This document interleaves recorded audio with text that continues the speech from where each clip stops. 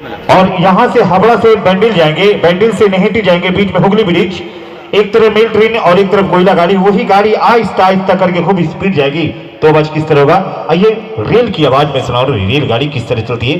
कोई कोई गाड़ी ऐसा होता है अपने अंदाज में और किस तरह चलता है। आइए मैं ज्यादा वक्त नहीं लेकर ट्रेन की आवाज मैं सुना रहा हूं, चलिए।